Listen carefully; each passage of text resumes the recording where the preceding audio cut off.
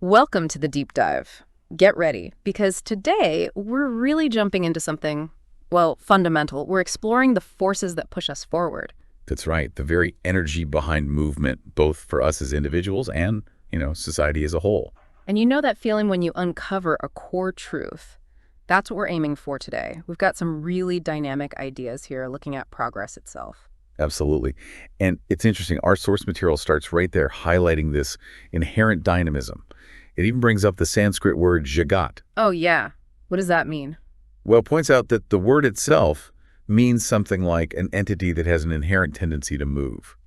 So right away, we're talking about a world just buzzing with potential, with forward momentum. Exactly. And for our listeners always looking to get knowledge quickly, get the whole picture, this deep dive should really shine a light on what drives societal progress.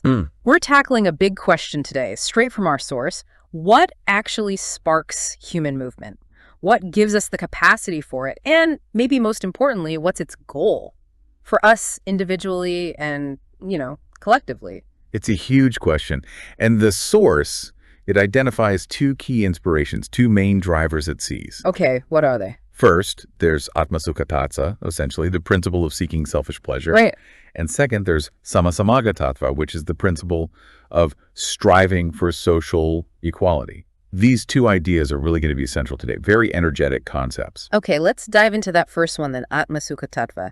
This principle of self-pleasure. What does the source tell us about that? Well, it says pretty directly that any action driven by this is fundamentally about getting personal pleasure. But here's where it gets interesting. Go on. The source claims this whole principle rests on dogma. Dogma. Huh. So unquestioned beliefs. How does that actually connect to things like social trends or the economy?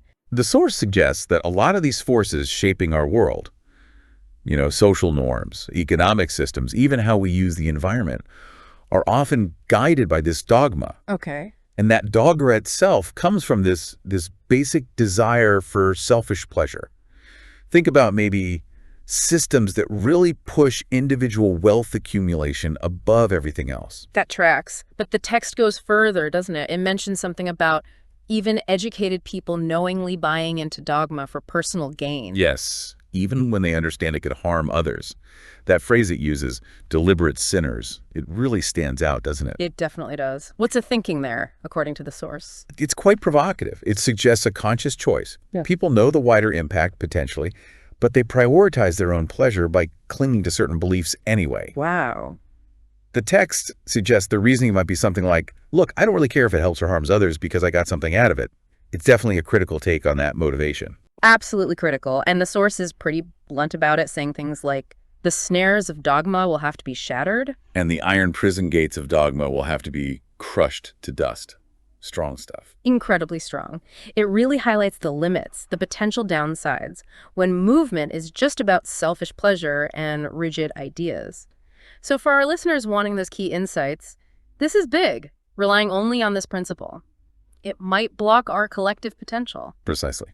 And that leads us perfectly into the second principle, which offers a completely different and frankly much more optimistic path, Sama-Samája Tattva. The principle of social equality. Okay, let's get into this with some enthusiasm. What's the vision here? It sounds much more forward-looking. It really is.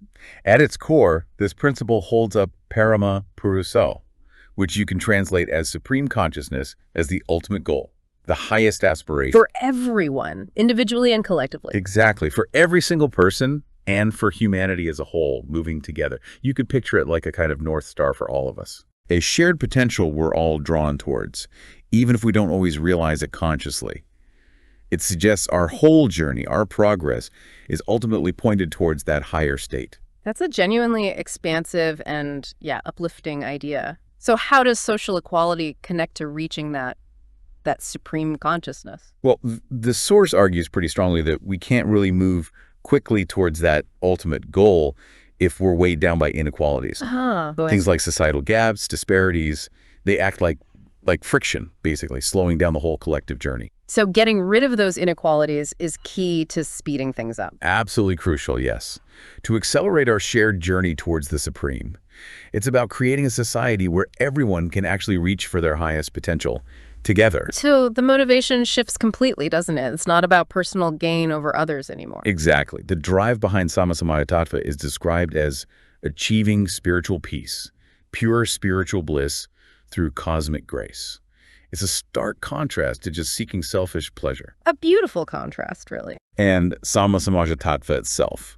The source defines it as this dynamic effort, this striving to move towards that ultimate reality by actively building a society free from inequality. With everyone moving together. In unison, harmoniously. Yeah. That collective, unified movement is really emphasized. It's incredibly inspiring. That is a powerful and hopeful vision.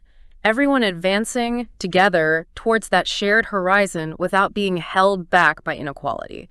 So how do we actually do that? How do we get there, based on the source? The text is pretty direct about it. It stresses that we absolutely need to reject ideas, especially hypocritical ones that block Sama-Samája Tattva. Okay, actively reject them. And at the same time, enthusiastically welcome and promote ideas that help establish social equality. It uses this analogy of removing thorns from our path. Clearing the way. Exactly. Dealing with opposing theories directly, clearing them out without hesitating. So it's not just about having the ideal, it's about the practical work of removing obstacles. Makes sense. Precisely. And another key point the source makes is don't get stuck in old dogmas or, purely speculative supernatural ideas while doing this. Keep it grounded. Yes. It frames this as a task for us now, contemporary humans. It needs a rational, forward-thinking approach. And it really emphasizes collective effort, united, energetic striving. That's the vibe. It sounds like a very progressive call to action. Optimistic, too. What about the past? Historical divisions, old grievances, where do they fit in? Interestingly, the source is quite clear on this. It says it's basically futile to think of an individual's past. Things like race, historical conflicts, they're considered irrelevant to this future vision. Really? So just move past them? The focus has to be entirely on building this new social order based firmly on Sama-Samája Tattva. The energy needs to go towards the future, towards what we can create together, not getting stuck looking back. That feels liberating, actually. Focus the energy forward. So what's the ultimate picture? The most exhilarating outcome if we really embrace Sama-Samája Tattva? Oh, the source paints a really vibrant, energetic picture. It talks about achieving physical strength, keen psychic intellect, right, and deep spiritual wisdom. All working together like tools to fully bring this ideal of Sama-Samája Tattva into reality. Wow. And really unlock humanity's full potential. The final thought is so inspiring. It suggests that every breath, every vibration of our existence should be part of reaching the pinnacle of human glory. It's a vision of total fulfillment, boundless possibility. Wow. Okay, what an incredible arc of ideas we've covered. So just to kind of wrap it up, we started with this inherent movement, this dynamism, and then explored these two contrasting drivers. On one hand, movement based on self-interest and dogma, which has real limitations. Right, potentially harmful limitations. And on the other, this truly progressive, transformative potential of movement guided by social equality and this shared, uplifting spiritual goal.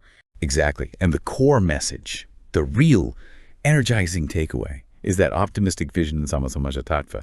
The genuine, exciting possibility of a future where we break free from inequality. Yeah. And our collective journey towards, higher consciousness just accelerates like crazy. It's a powerful call for unity, for a shared, bright future. Really hopeful stuff. Absolutely. And maybe for you, our listener, here's something to chew on, a final spark.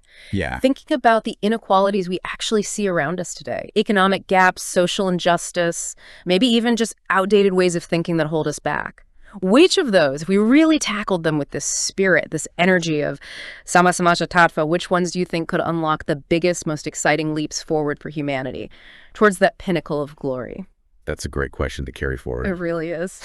Well, thanks for taking this deeply inspiring dive with us today.